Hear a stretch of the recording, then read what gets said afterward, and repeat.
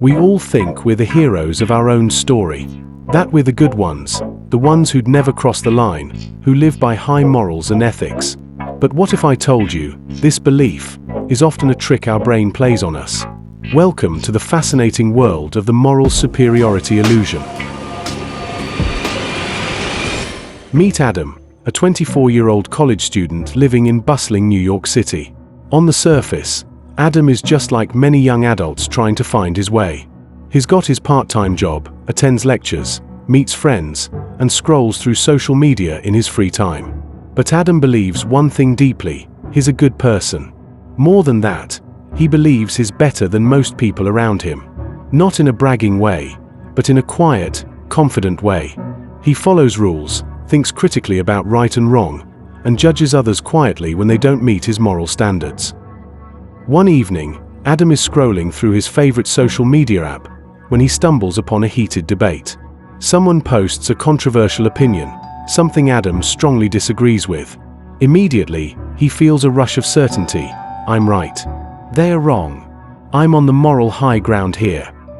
Adam writes a quick comment, carefully phrased but clearly judgmental. If you can't see why this is harmful, maybe you haven't thought enough about ethics, he types, feeling a little proud of his own insight. As the debate rages on, Adam watches from the sidelines, convinced that he's the voice of reason in a sea of misguided opinions.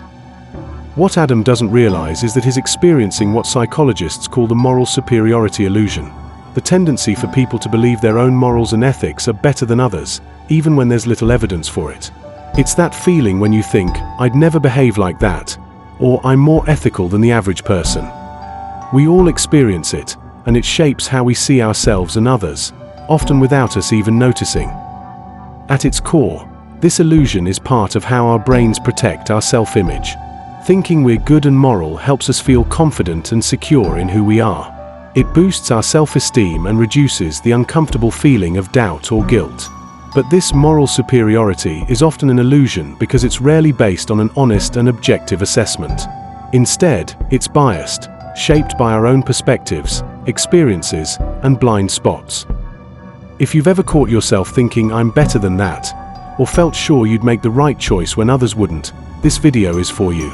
Hit that like button if you're ready to explore why this illusion exists, and subscribe so you don't miss the rest of this deep dive into human psychology. Alright, now that we've met Adam and seen how the moral superiority illusion sneaks into everyday moments, let's dive deeper. Why do we feel morally superior? And more importantly, what does it do to us and those around us? Imagine you're in Adam's shoes again. When he judges others as less ethical, it's not just about them, it's about him. By believing he's more moral, Adam reassures himself he's a good person. This feeling helps him navigate the world with confidence. Psychologists say this is a form of self-enhancement bias, a natural human tendency to view ourselves in a positive light, especially when it comes to our morals. It's comforting to think, I'd never lie, cheat, or harm others. But here's the kicker: this bias also comes with a blind spot. Because Adam's measuring others by his own moral yardstick, he's less likely to see his own flaws or the complexity of situations. Think about everyday conversations. Maybe you've caught yourself judging someone harshly for their choices, their diet, political views, or lifestyle, and felt pretty sure you're on the right side. This is the illusion at work. Or, consider how people react to news stories about ethical failures, like a politician's scandal or a company's wrongdoing. It's easy to think, I would never do that, but in reality, our own moral behavior can be just as complicated and messy. This illusion isn't just harmless self-confidence. It can quietly damage relationships. When Adam thinks he's morally better, he might dismiss others' viewpoints without truly listening, judge friends or family too harshly for mistakes, create distance by feeling above others. Over time, this builds walls between people. Instead of understanding, empathy fades. Instead of connection, judgment grows. On a bigger scale, moral superiority fuels social divides. We see it in politics all the time: my side is right, your side is evil. This us versus them mentality makes compromise and dialogue harder, sometimes impossible. Adam, just like many of us, unknowingly contributes to this divide. His moral high ground becomes a fortress, locking out understanding and empathy. Great! Now that we've uncovered how and why the moral superiority illusion creeps into our lives, and how it affects our relationships and society, it's time for the big question. How can we recognize this illusion in ourselves and, more importantly, overcome it? Step 1. Becoming aware. The first step is simple, but not always easy: awareness. Adam, like many of us, rarely questions his own sense of moral superiority. But if he pauses and asks himself, "Am I judging others without knowing their full story? Could my perspective be biased by my own experiences? Am I willing to admit when I'm wrong or when my morals aren't perfect?" Just asking these questions can start breaking down the illusion. Step 2. Embrace humility. Humility is the antidote to moral superiority. It means acknowledging that everyone has flaws. Moral decisions are often complicated. We're all learning and growing. Adam could remind himself that being better isn't about judging others, it's about understanding them.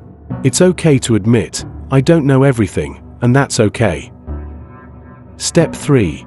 Practice empathy. Empathy means stepping into someone else's shoes. Imagine Adam listens to that controversial opinion again, but this time he tries to understand the person's background, fears, and motivations instead of instantly judging. This practice softens the harsh lines drawn by moral superiority and builds bridges instead of walls. Step 4. Reflect on your own flaws. It's tempting to spot flaws in others while ignoring our own. Adam can try keeping a journal, noting times when he might have acted less than perfectly. Maybe he was impatient or jumped to conclusions. Facing these moments honestly helps balance our moral scales.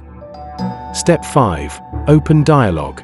Finally, breaking free from this illusion means engaging in conversations with an open mind.